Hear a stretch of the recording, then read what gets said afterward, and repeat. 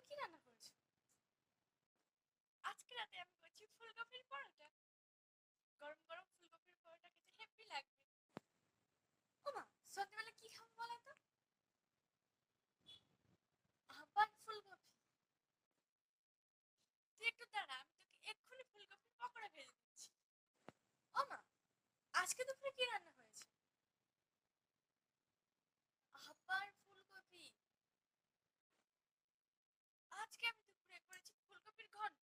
গরম গরম ভাত দিয়ে গরম গরম ঘন্ট খেতে খুব ভালো লাগে। তুই দাঁড়া, আমি এক্ষুনি। ওমা, আজকে ওয়েদারটা তো খুব ভালো। আজকে কি রান্না করেছো? আজকেও ফুলকপি? হ্যাঁ রে, আজকে ওয়েদারটা খুব ভালো, তাই জন্য আমি আজকে করেছি ফুলকপির খিচুড়ি। আচ্ছা, আজকে সন্ধ্যাবেলা কি খাবো বলো তো?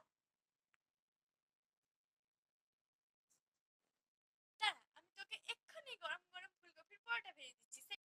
আজকে তো রবিবার, আজকে নিশ্চয়ই ফুলকপি হবে না। আজকে কিছু ভালোই হবে। তো আজকে মাকে গিয়ে জিজ্ঞেস করি যে কি।